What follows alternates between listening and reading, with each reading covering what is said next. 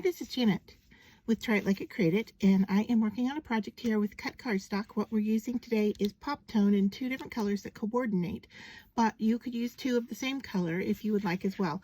And what we're going to do is fold this up into a paper vase. So you can see here, to begin with, I have my shapes cut in the same direction. And what I want to do before we move forward is I'm going to flip those over like so. Okay, and then we're going to need some tacky glue.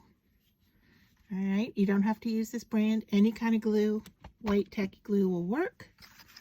And then I have a bunch of binder clips here that I'm going to use. You could use a paper clip, you could use a clothespin, pretty much anything will work here. But we just want to hold it in place before we glue our pieces together. All right, so back to our 2 pieces of paper. We're just going to pick 2 to start with. All right, and because these are 2 colors, 2 different colors, it makes it a little bit easier to follow the process. But what we're going to do here is fold these up in towards the center. Okay, so all these strips are going to fold right up along that circle, and you can do it all of them now, or you can do it as you work around the piece. All right, so I have gone around and folded these around the entire circle, and with the dark piece I've left it open, and with the lighter piece I have folded it a little bit tighter, if you will. Okay, and so now we're going to start our weaving. So I am going to have the dark piece go on top of the first light piece here, and then it's going to go behind this one. Now I am just going to clip that in place, and we'll come back and work on it again some more later. All right, so this one's going to come on top of this light piece, and then it's going to go behind this next light piece right here, and then we know it's going to go on top of the next light piece. All right, so I'm going to clip that, and then of course we're going to have to come back to it later. I'm going to go with a little bit bigger clip here. All right, and we'll come back to it later. Go to the next dark piece. All right, it's going to go over our light piece, behind the next light,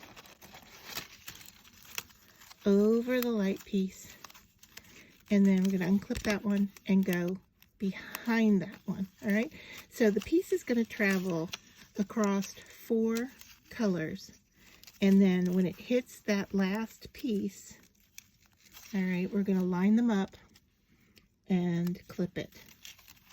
All right, so it's going to travel 4 times. So go to the next dark piece.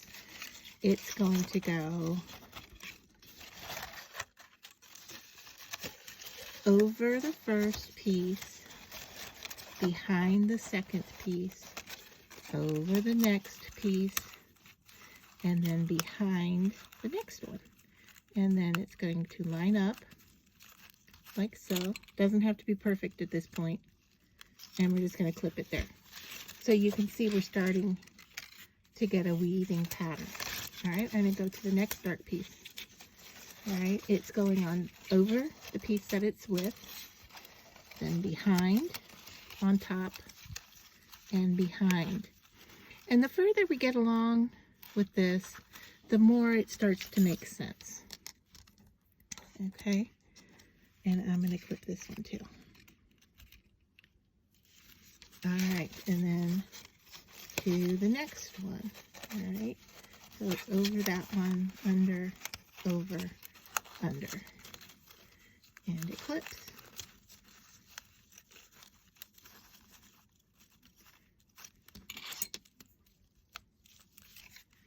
And we're just going to keep doing this, all right, all the way around.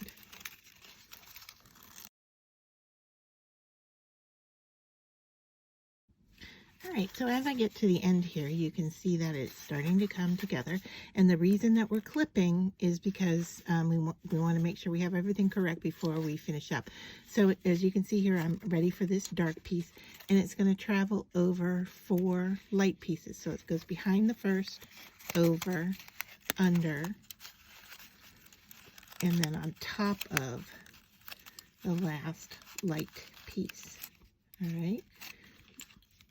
And as it gets tighter, to get binder clips in here, you may find that you'll use one binder clip for more than one piece. But we're getting to the end here, so we've gone behind, on top, behind, and then on top of this last one here, get it in here. Alright, and I'm going to take this binder clip and clip it as well. Alright, so now I'm down to the last few, and I'm just going to pull these a little bit taut. Alright, so we can see that this one is ready to go with that piece. Alright, and we're to our last dark. So it's over, under, over, and clip that one. Alright, let's see, we've traveled under, over, under, and then we're over this piece here. Alright, and so those are ready to clip.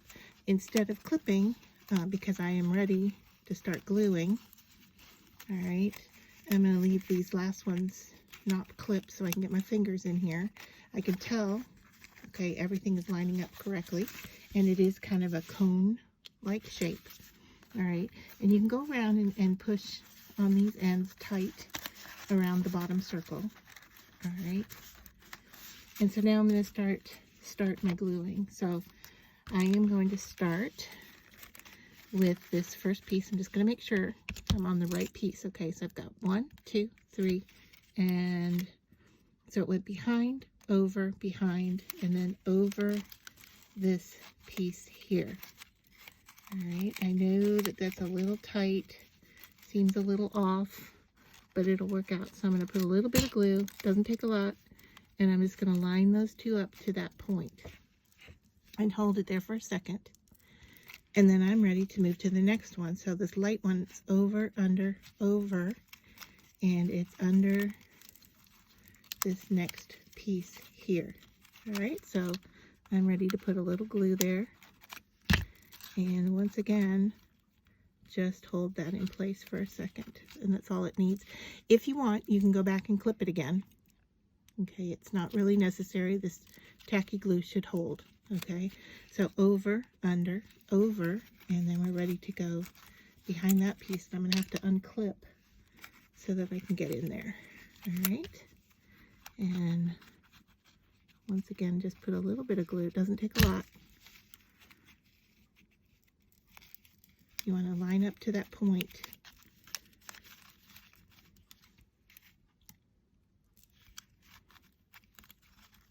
Okay, and you just keep going around until you get to the end. I'm going to start taking these clips off, making it easier.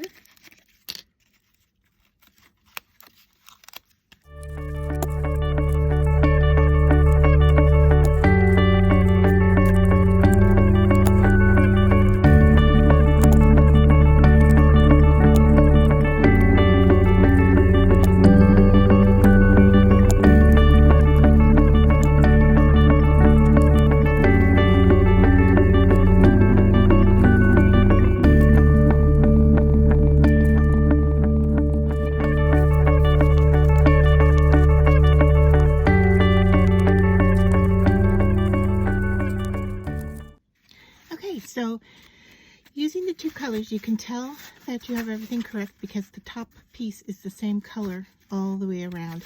If you have a little bit of lifting on the points like this, you can go in and re-glue on those points, and you saw me do some of those.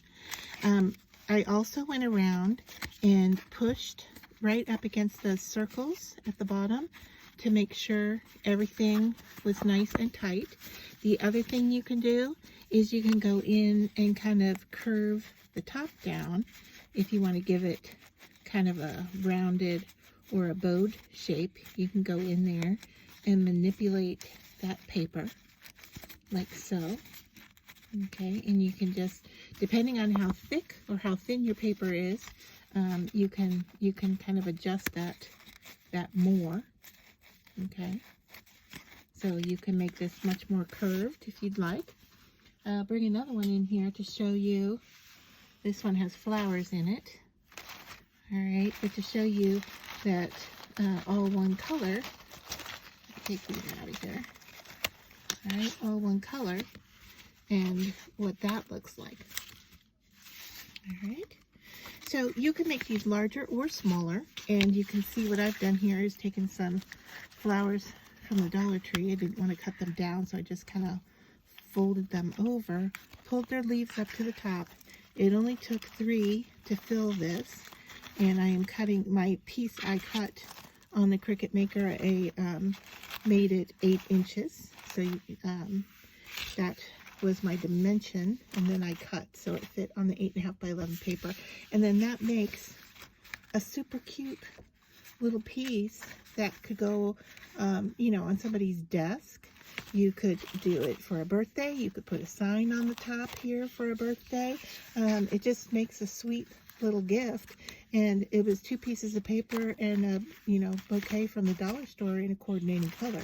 And it makes for a nice little piece, and you could even do multiples of these, or you could cut the pieces out and then bring them to a group crafting day and have each person, you know, fold and glue their own little vase. So there you go.